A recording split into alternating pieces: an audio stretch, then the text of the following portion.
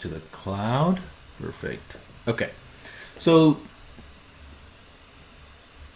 ideally, I want to really share some really clever ideas and thoughts on the fundamental structures of messaging in general. And it sounds so silly as marketers to go back to the basics and learn how to do messaging and communication, but the reason why I want to share this is because there is a mechanism behind it. There is science behind it in how the consumer moves and the prospects really engage with you.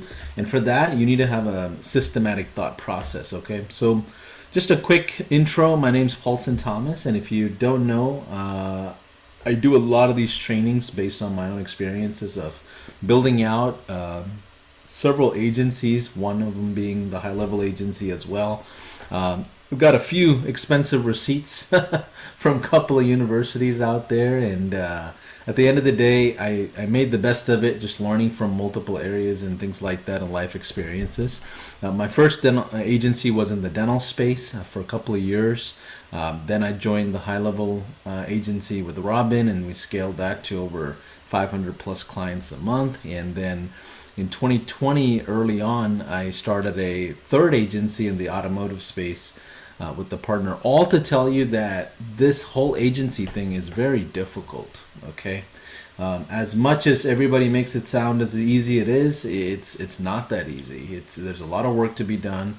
And you don't know what you don't know. That's the reality of it. So for you to have the right information at the right time, you do have to go find the right people that'll give you the right information so you can take a lot of action. At the end of the day, I want to just share some of our experiences in building our SaaS, our high-level brand, our businesses and agency teams and all these different things, all just completely free to you as a high-level user. And the point is for us to help you scale, okay? So if you have any questions, just interrupt me anytime. Today, I want to talk about messaging psychology at the end of the day, okay? If you are referencing the SaaS Fast Track program to this discussion today, you want to look at Module 5 under Prospecting. And I think the second lesson is called The Fundamentals of Inbound and Outbound Messaging. I did a few lessons there that you can take a look at. And if you are brand new to SaaS, this is the SaaS pricing model that we recommend and follow. We recommend that you have gateway offers. We recommend that you have core offers that are different and separate. Right? You should have maintenance offers, especially if you're a hybrid agency that's still offering Facebook ads and Google ads in 2022 compared to a SaaS agency that we recommend you pivot into. Obviously, downsell offers are also part of it. Let's see. So let's go ahead and dive into it. Without any further ado, I'm just going to make sure that we have... Yeah, we're good to go. Okay. All good. So, the organic marketing mentality, right? How many of y'all enjoyed a great weekend of football this weekend, right? The NFL playoffs was just crazy, right? Some of these games were absolutely insane. And I was thinking back to agency build out and SaaS build out. And what I want to tell you guys is, this whole month we focused on organic marketing, right? Organic prospecting, organic build out, right? This is essentially the first thing you do to your business, right? Now, I can tell you what's going to win is your paid ads, okay? So when we look at this from like a football analogy, maybe some of you hate football, but at the end of the day, organic prospecting to me, it's like the blocking and tackling. It's the run game, right? You cannot win without running. And that's the way football works, right? A lot of you are focused on Hail Marys and shotgun plays and big curls and deep outs and all these big wide receiver plays. You're going to land some big affiliate and some referral and just hit it out of the ballpark. And guess what? Those are all gambles that you're throwing for like a month and a half worth of time. 2 months of time trying to land a client, trying to land a relationship, right?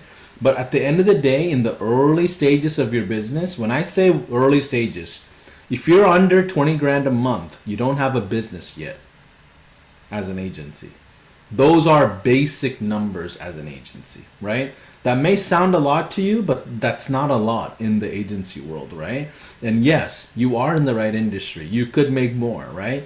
As a freelancer, I've seen people do even bigger numbers, right? So how do you get to those numbers in a systematic way? You cannot do it all by yourself. You have to have different processes and systems, and organic marketing is one of those things. So the mentality of organic marketing, to me, it's blocking and tackling. That's what you have to focus on today, right? And what that means is like you go focusing on a singular channel and perfect it to a point where it's reasonable, right? Obviously, you don't want to perfect it where you're just drowning in it and not spending any time on anything else. But for example, cold email to me is one of those blocking and tackling methods. Like you're not going to go wrong doing cold email in most industries. Maybe you don't have to do mass mailing. Maybe you don't. Maybe you can use like Lemlist or something more specialized, especially in smaller industries. But getting that channel up and going is what's going to matter more than you finding a Hail Mary, affiliate that's going to just kill it out of the ballpark, right? Maybe some other people have landed those things, but guess what? It takes time and effort to go build those relationships out. You should focus on these fundamentals first, right? And the market will talk to you. Some of you have very interesting industries where you have niche pockets that people don't have access to and you may have access to, right? And when you have scenarios like that, you should take advantage of it, right? And that's where you focus in on, right? And honestly, there's so much information out there. Everything sounds good from everyone, including myself, right? It doesn't mean anything unless you apply and measure it, right? You have to measure it and decide, okay, this is how many messages are coming back. This is how many messages are going out. These are the type of responses the market is responding with, right? So before I go any further, in the Fast Track program, guys, I talked about this idea of bridge. How many of you are familiar with my lesson on the bridge, right? This is, give me some comments if you know about the bridge or if you've heard me talk about the bridge in the past. And it's the idea of you as a parent grabbing a toddler, walking this toddler across a bridge, and there's going to be pulls and pushes, and this is the dance that happens in the sales cycle of you conversating with your clients and prospects. Okay, cool. I see a few comments that are coming in. People are familiar with the bridge. Yeah. Okay, cool. Great. So this idea of the bridge, right? It's our singular focus when it comes to that initial messaging that we're talking about is just that story phase. There's nothing else that matters. We're not trying to worry about the offer. We're not focused on demos and appointments and all that. We're just singularly focused on seeing if they will engage, right? It's kind of like dating, right? Like if you're out somewhere at an event or a gala or a wedding or, I don't know, bar, wherever, and you're trying to attract the other person that you're interested in, right? All you want first is engagement.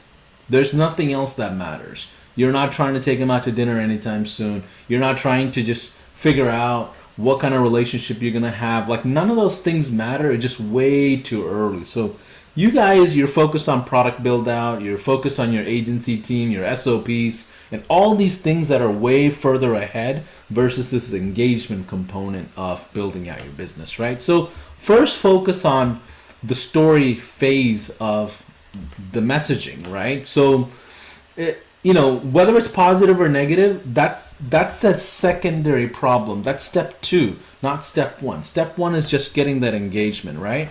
So as you move along these channels, right, there is a difference between inbound messaging and outbound messaging and the psychology behind both of it. Typically mass volume channels like cold email, sometimes LinkedIn for certain industries, it's all typically outbound. You're the one sending out messages versus specific niche channels like Instagram, for example. If you have a lot of your lighthouse and branding and all that set up, people will respond to you. They'll reach out to you or your messengers and things like that, right? So there's 2 different things that are happening, right?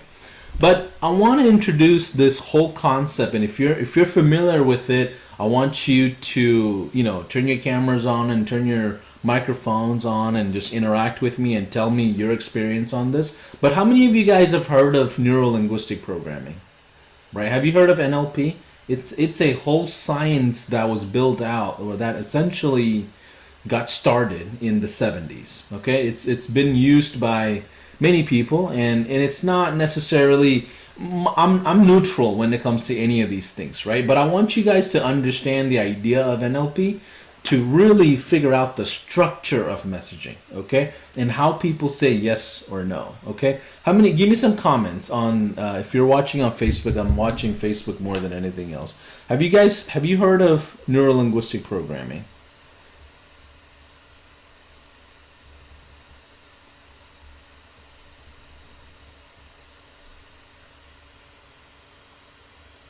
Give me a one if you have heard of it. Okay, I see a few comments coming in. Cool. Awesome. So everybody has heard of it. So let's think of how to apply this into the messaging, right? So the idea of neurolinguistic programming is really just to figure out how the person in front of you is behaving.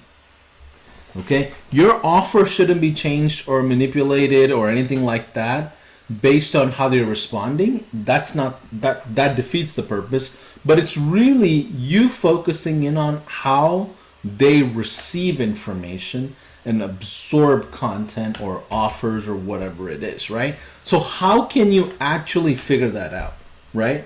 It's for you to really interact with them, pay attention, listen in, and it's easier to do this on a phone call or a video, right? But how do we do this in the messaging? It's difficult, right? So what we would have to do is essentially force an environment on the messaging, right? So what I mean by that is like, hey Tim, I love your background, man. It looks like you got things just looks like things are organized behind you.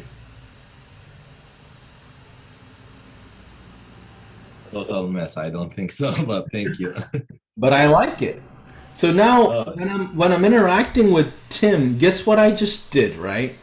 I forced an environment on Tim by providing a positive presupposition on Tim's environment, right?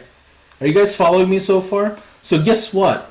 Even if Tim had a negative feeling towards me or a negative environment or thought process or preconceived notions about what I do or whatever, it doesn't really matter. What I did was really help neutralize any assumptions that he may have by forcing an environment on him with a positive comment, right? And I'm looking at the back, and just a simple example, right? And this could be applied anywhere you go, right? If you ever go to Chick-fil-A, for example, at the end of every Chick-fil-A conversation worldwide, that employee will tell you my pleasure. The word my pleasure will be used by a Chick-fil-A employee at all levels at the end of every conversation. Why is that? They've done millions of dollars worth of studies in figuring out a customer's experience. Do you think people have a positive reputational perception towards Chick-fil-A quite often? Absolutely they do, compared to a lot of other fast food places, right? So why is that? It's a mechanism that they follow. So as freelancers, as you're starting out in your businesses, right? The way you interact with your industry matters, right?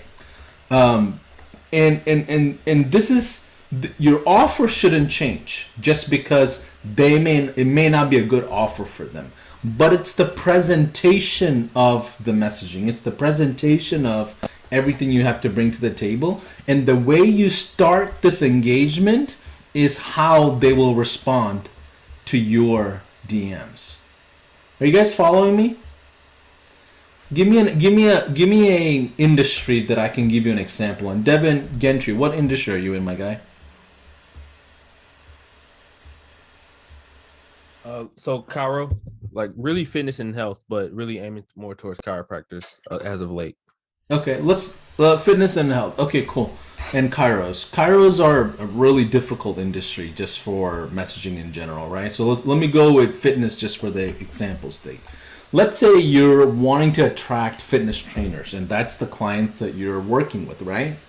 And if you were to look at one of their Instagram pages or Facebook profiles or whatever, in their world of doing business, right? Typically, people are just hitting them up on like, "Hey, I can do this for you. I can do that for you, or you have this or that." Like it's literally just like conversations around either conditions or decisions or numbers. None of them are around the story of who they are, right? So, Devin, if you were to reach out to fitness people, guess what I would do?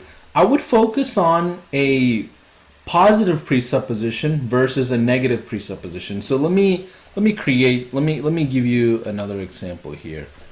Positive versus negative. And you guys can look this up, right? Just so you guys know. NLP, let me just write this down.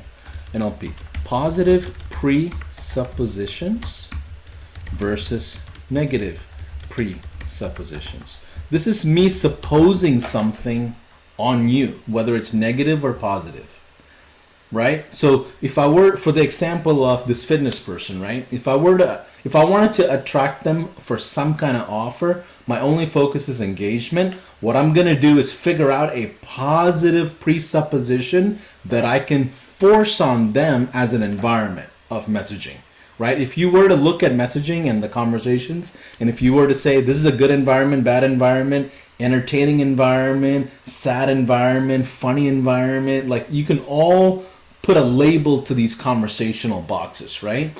And for a fitness guy, I would be like, man, it looks like you've been in shape for a long time. Seems like you know what you're doing when it comes to this space. Right? That is a positive presupposition. I assigned an environment of positivity for them. And I, matter of fact, went beyond that and provided them an authoritative position. I said, you're the expert. It seems like you're the expert, right?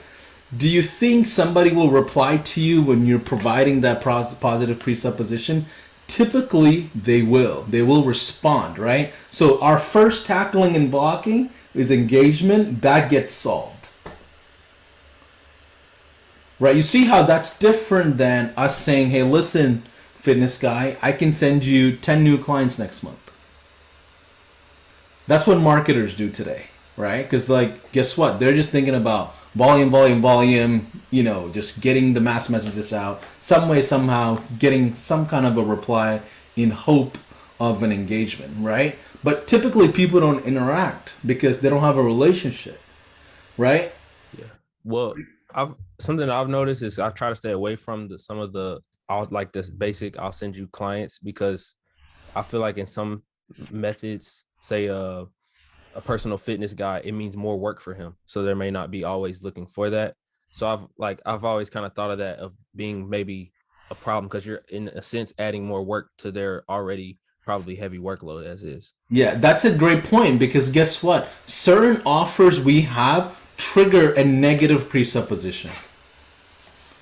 Right? If you go to the chiros and tell them, hey, I'll bring you more patients, it's not an attractive offer for them. They don't want more patients. They just want 5 new high-ticket patients that'll sign up for their $10,000 program. They don't want more volume. Almost nobody wants more volume. They want to do less and get more for what they do, typically, right? So yeah, the idea of positive and negative presupposition, it's all over the place. It's not just messaging.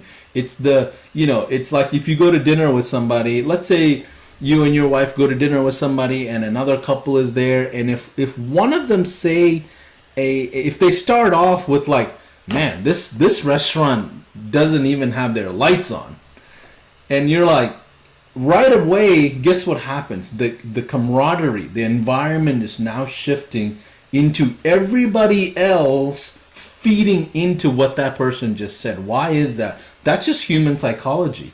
We do and mirror whatever somebody else is doing right in front of us. That's just the way things are, right? So as soon as a negative comment comes up, guess what? We're more than likely, even if you don't say it, you're in a negative thought, just absorbing the negative information, right? So typically, input is what's going to be output, and what we will say is typically a negative output. Are you guys following what I'm saying so far? Right? So in the messaging, in the DMs, as you build this out from a marketing perspective, here's how I look at it. Engagement is typically around desire, initially, in the beginning stages, rather than pain and problem. Guess what all the sales gurus teach us? Focus on the problem and the pain and help them understand what that is, and current situation to desired situation, provide them an offer and move over, right? But reality is this fundamental foundation of engagement did not happen. And you're going through somebody's pain and problem, and guess what? You're going to see objections when they're not comfortable with you to talk about their finances. They're not comfortable with us just yet to talk about their real problems and businesses, right? Right? So you guys understand how even before you go through objection handling, this whole engagement piece is a really big piece in the process, right? So how do you get the best engagement right out of the gate? You want to think about their desires more than anything else, not the problems of pain. Like, here's why. Do you guys remember those Loom videos we all used to send? Like, we would just record a Loom video of what's wrong with their website and just slide it in their DMs. Do you remember when that was like a thing a couple of years ago? For those of you that are in the marketing world for a little while longer, literally everybody was teaching that for a minute, a hot minute, right? But guess why that doesn't work at scale? You're completely repeating and ticking on the negative presupposition of this business. Hey, here's what's wrong with your business. Can we talk? That's like going to a girl and saying, hey, listen, here's what I think is wrong with you. Can we talk? It's just not a natural flow, right? Right? It just even if they engage with you, and some of them may, some businesses will engage with you, doesn't mean it's going to lead to the end result that you want of being in a relationship or being in a client, provider relationship of any kind. Because like the whole interaction started off on the wrong foot, right? So what you want to focus on is the engagement. DM, seen, like they got to see the actual messages, obviously, like it's got to be there, right? And then it needs to go into engagement. That's the focus. After that engagement, as you go through this whole process of interacting with them, you have to pretty much vet out the positive replies as you go through and present offers or whatever. Once you have positive replies, then you can say, you know what? From DMs, I have this many positive replies, and that's a mathematical formula, right? And then from the positive replies, you have this many intro calls. From this many intro calls, you have this many demo calls, right? But the most on this whole process is that initial engagement. You may have to go back and forth a couple of times, right? That's why this type of management is not as effective when it comes to cold email, because that VA would have to sit there and message like 5-6 times to create engagement on something that's just too much pressure. There's too much work, right? This is more proper on those specified like niche channels, right? If you're in a Facebook group, you want to make sure you interact this way. If you have people in your Instagram that are messaging you, you want to interact this way. Cold email necessarily doesn't apply. You do want to be cautious of this whole engagement as you put out your subject lines or your initial intros. Make it as easy as you possibly can, but do not go in there and be like, hey, here, I'm going to send you 15 new clients next month when they don't know, like, or trust you just yet, right? So let's go through a couple of things, right? Think of this as think of this whole process mechanically for a second, right?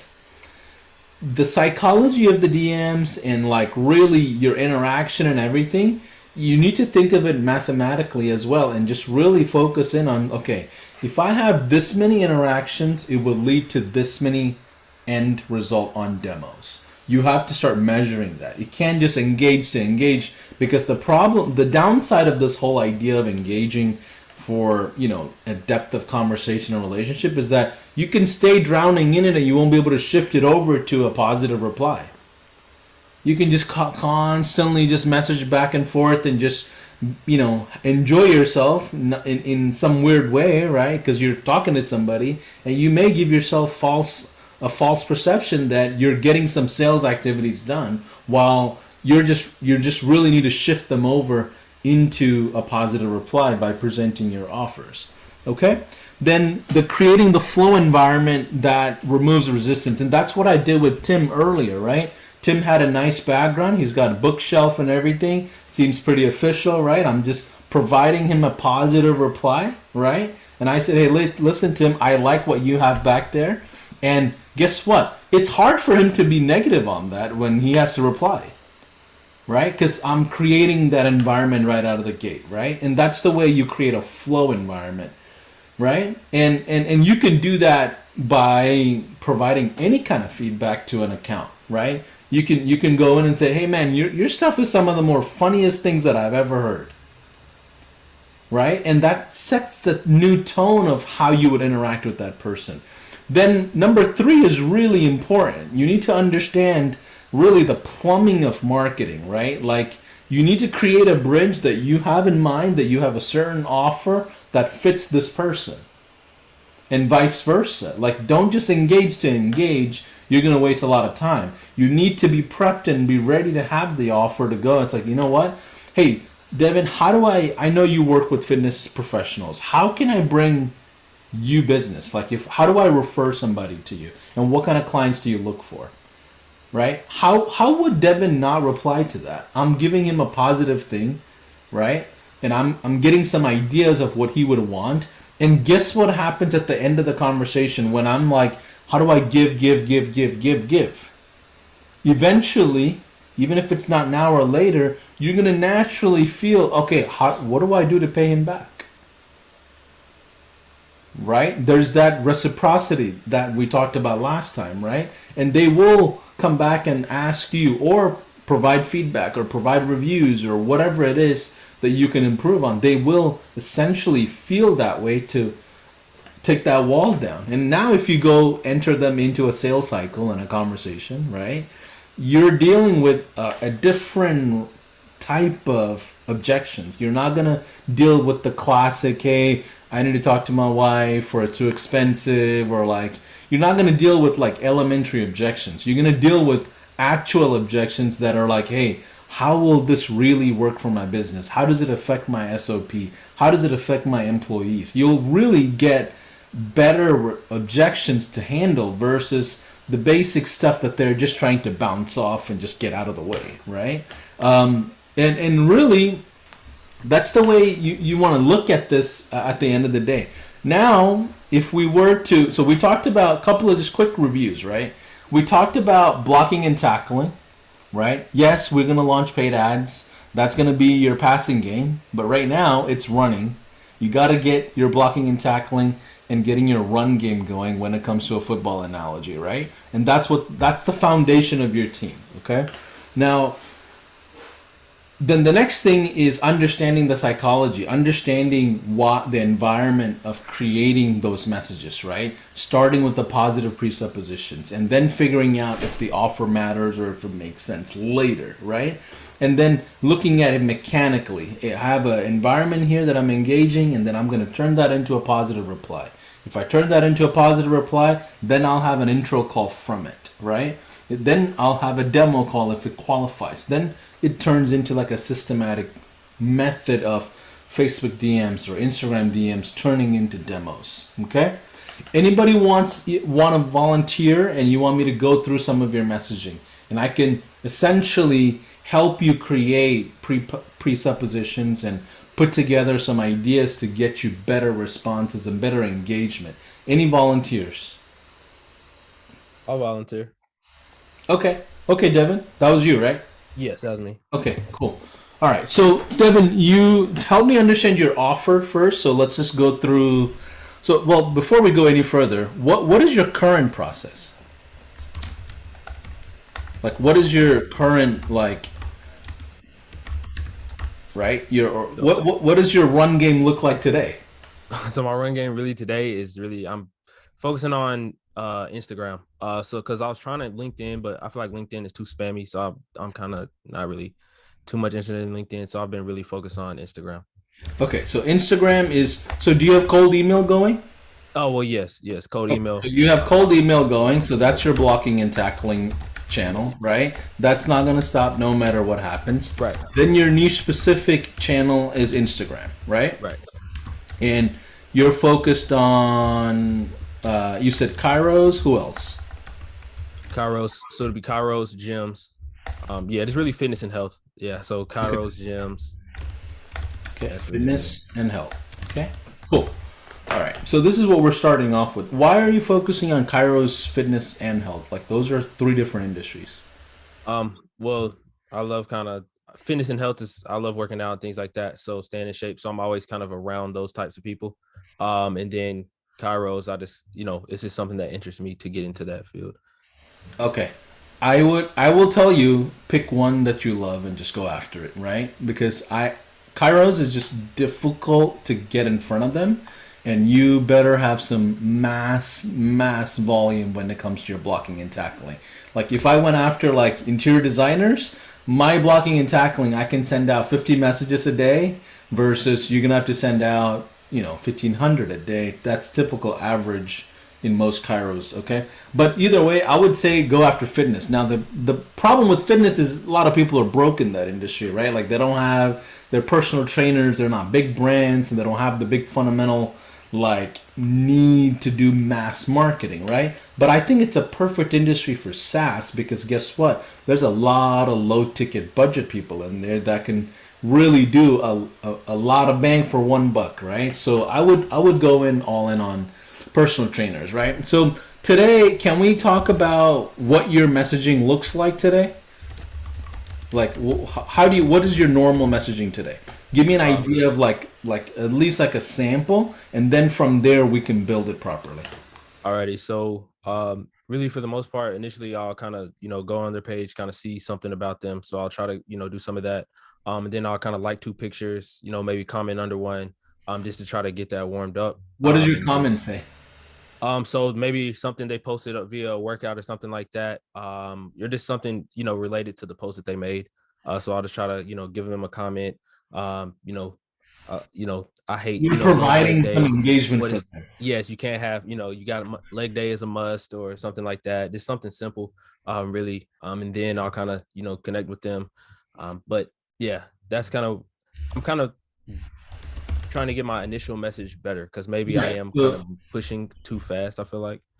Well, I don't think you're pushing too fast. I just don't think you're getting the right attention, right? So right. You're liking 2 pictures. So this is what followers, it's the follower thing, right? So you like and comment on their stuff so they like you back, right? So it's like a way of building audiences in some sense. Right. But when you look at it from a sales process, how do you turn those likes into intro calls? Right? Right. That's the different psychology. So first steps you're doing is 2 likes typically, then a comment around a post, and then what happens? Do you send them any messages or anything, or?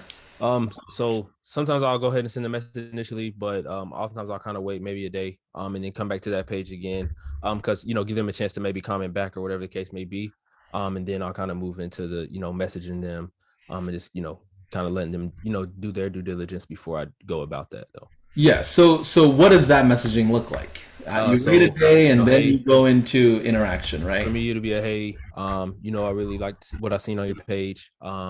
Just love to kind of connect with you and speak more. I really think that the things that I could put in place for you will really be beneficial to your business. Right. So when you message them like that, they don't know you just yet, right? So it's too early for us to provide anything, right? So first things first, I like the idea of engaging with them and providing them engagement, but if you wait for that may take a while, right? That's not going to turn into like a phone call tomorrow, right? So the way I would look at it is like, if you're going to comment, right, if you have the bandwidth to go comment on something, you want to comment where they're forced a response in a positive presupposition, right? So it's not just like, hey, I love this workout, right? Well, that's great. That's positive, but it doesn't require them to respond. It's just a comment, right? So what I would do is ask a question in a positive environment. Hey, Devin, it seems like you're the top player when it comes to this specific philosophy or whatever it is, right? Hey, seems like you got something going on, like whatever it is. Like some people are aesthetic, some people are power lifters, some of them are athletes. I don't know what sub industry, but either way, what you want to do is give them a positive comment and then ask for a reply by saying, hey, listen, hey Devin, this seems like a better way to do squats. What do you recommend people do with post-operative surgery or some kind of rehab problem, right? Because what it does is allow them to be an authority, and when they have to go through that and they see that comment, guess what? It pauses them and it interrupts their day. And that creates attention to you, right? As a brand. And, well, who's this guy that asked me this question publicly and thought I had the answer, right? And guess what happens? They will reply. And now, right, instead of a general conversation, you're going to move them into a specified you're going to move them into like a specified comment, right? So specified interaction, right? For example, if you ask them, hey, for somebody who just had surgery, do you recommend this squat workout? It seems like you're an expert in this space. They're going to reply, and then you don't really care about that reply. What you're going to do is slide into their DMs and say, hey man, I really appreciated your answer. It means a lot to me that you took time out of your day and you responded. That's it. What does that do? That's the same thing that I provided Tim earlier, right? Me providing a positive comment, right? Me providing and setting a forced environment of interaction. That's when my plumbing starts, right? So at that point, guess what? They don't see you in the same light as the marketers who are just shooting those Hail Marys and are like, hey, I'm going to send you 50 new clients, right? They're like, well, Devin actually seems like he's interested in my world, my story. Right? And at that point, if you go back to SaaS Fast Track program, I have messages in here of how to engage with somebody's story. In their DMs, guess what? They're going to say, yeah, oh man, no problem. I appreciate you asking the question. The only thing you have to do at that point is say, hey, what's your story in the industry? How did you get started in this space? Right? And that, all of a sudden, you're giving them the microphone, and then you enter them into the bridge, right? And the bridge is where you have a toddler that you're pulling and pushing, and it's a cycle of dancing, of messaging, right? And that turns into an intro call, that turns into a demo call. And in the program, in the SaaS Fast Track program, I basically iron this out of how to walk through that bridge. But what I want to do with you is like, hey, this is how you create that environment, right? This is how you create a system of, like, they would feel obligated if they didn't reply. Right? It's better than you saying, hey, listen, I can do Facebook ads for you. I can set up automations for you. Then it just becomes like, it's not attractive. Yeah, everybody's doing that. So it's nothing different. Yeah. Easy to pass by it. Exactly. So this doesn't take rocket science to put together simple conversations between humans. People just don't know what to say when, right? Like it's like in basketball, shooters got to know when to shoot. If you don't know when to shoot, it doesn't matter if you can shoot, right? Like you have to be able to know when's the right timing to do certain things. So when it comes to this messaging, if you did this at scale with almost anybody in that industry, say, listen, like 10 people that you engage with and you provided them the environment of authority and asked them conversations, and then eventually guess what happens? Man, I love that you're doing that for our industry. Oh, you're in this industry? Oh, cool. Well, yeah, I mean, I'm not a trainer. I don't have the patience for that. But what I do is work with fitness professionals and help them get new clients, typically on average 20 to 30 new ones a month. I love to just share my story with you whenever you have time on a quick phone call. You see how that's a whole different ballgame versus this messaging that happens, right? Because our intention on this DM game is engagement into an intro call, right? Somebody interacting with you at that level, it's much easier to move them into an intro call. Now, in the intro call, you don't know if the offer makes sense or not, but guess what? You have more at bats if you're playing baseball, right? You have way more at bats in conversating with people in those industries versus just mass messaging with an offer message, right? Which is just, it's typical email standard, but when it comes to DMs, this is the way I would go about it. Was this helpful, Devin? Did you get a lot of ideas on this? Like, do you feel like if you did 10, 15 of these a day to individual people, like eventually in a month, you should have, 10 or 15 new conversations out of 100 people, right? I would think. Yes, it was very helpful. Very, very helpful. Thank you. Yeah, Okay. because it's fine. Getting that engagement is, of course, yes, the goal, but my messaging wasn't necessarily gonna get that done as efficiently. So, Yeah, it's not strategized, right? It's not right. strategized today, but you're doing a lot of the fundamentals of it. I think you just should just tweak your messaging to the point where it's forced engagement from them as an authority, and then ask them about their story. Then figure out how you can provide value. Then figure out if there is a matchmaking, right? Like the offer versus what they're needing in their business, all that type of stuff, right? And then that just gives you a lot more volume to deal with at the end of the day, and your blocking and tackling of emails continuously is working.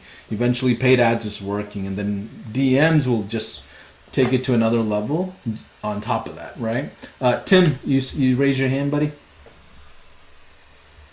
Yes, sir. So, thank you for all whatever. Yeah, I mean, I found a lot of value in Devin's Okay, example, awesome. but how we can you like model a message for me? I'm not like literally, but how we can automate. I'm following your videos for this January series of Organic LinkedIn prospecting, yeah. marketing. Yeah, yeah, I like it. I'm trying to apply it for certain industries. But how we can talk like fully automated, email, let's say, blasting Why do you? versus, Why does? reaching out to personal trainer and I see he's squatting and complimenting him with Yeah. that. So everything in here, you won't be able to do everything automated, right? Like you shouldn't use high level for emails, in my mind, when it comes to mass messaging, right? Because the volume is just so high. Like you want to use it for clients, but not sending out 2,000 emails a day. Unless you are advanced, you know how to set up your own servers and SMTPs and all these different things. And if you're one of those guys like Connor Robertson, then I would say, yeah, sure, why not? But 95% of us are not like that. So it's hard to automate this. You do have to have a virtual assistant that will handle this process for you. In the beginning, it would be you. Yeah, but excuse me, maybe I couldn't explain the question. Okay. Modeling the language, the idea of this psychology of compliments and telling something that, let's say, if I'm reaching out to 1,000, regardless, I got that point of not using high level, using different softwares. But the first email language should be like, hey, I see let's say your store has like certain reviews, whatever, but how to, like position the language certain way to have a call to action, like Yeah. what reply should I Yeah. expect from So you? so I'm so thinking, it's important to know that DMs, right? When I say DMs, these are individual low volume messages on specific niche channels like Instagram and Facebook or oh, Messenger. It's not for cold email. I Okay. see. So today's session is not a It's session. not for cold email, but here's how I would use the philosophy of NLP in cold NLP. email, right? Cold email, you can still do the positive presupposition, right? I'll give you an example, and you should learn NLP in general, like even when you're just talking to people in like at a dinner table, right? Like it's really there's a whole science behind it. I'm not an expert, by the way, but it's something that definitely changed my life. But give me the industry that you work with, Tim. I'll write up a quick email that's positive on the NLP side. Let's say retail store, furniture stores. Furniture stores. Okay, furniture stores. Okay, what's your offer? Problem solving wise, or No, no. What can I buy from you today? an automation system.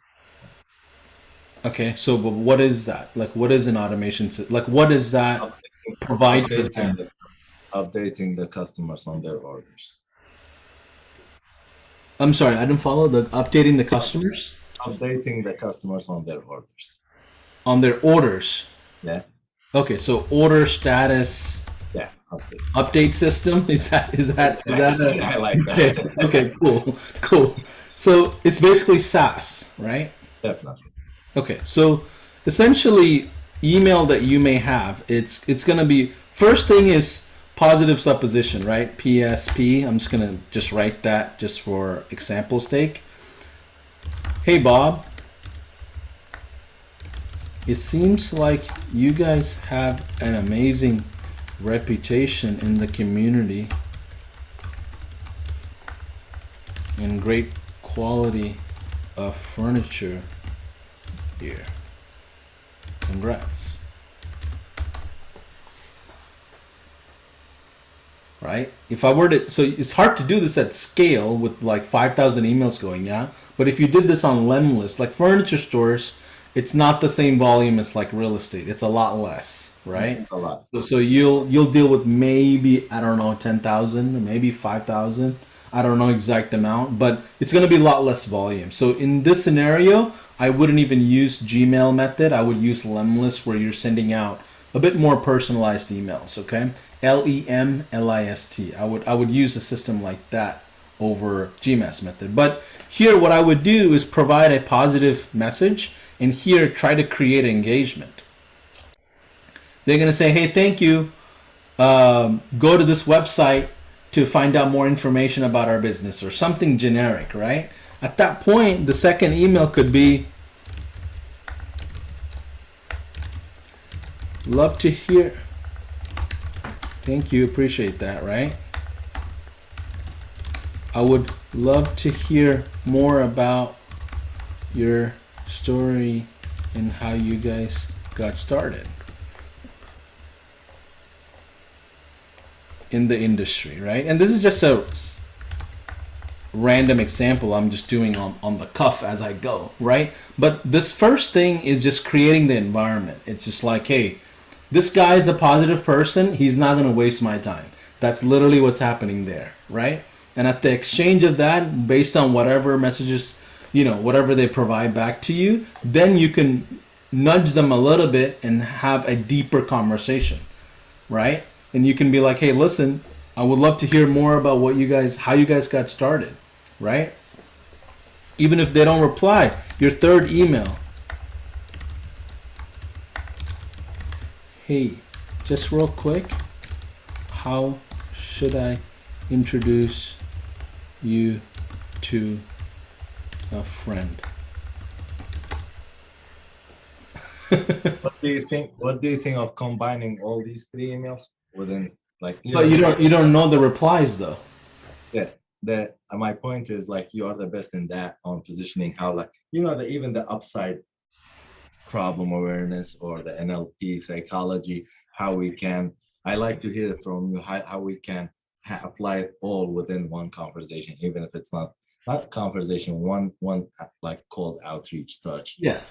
So I mean, the problem is, each person's going to reply different things, right? So you have to be careful of making sure that you're not just sending messages with a reply, right? It's like, what's the word? It's just hearing without listening, right?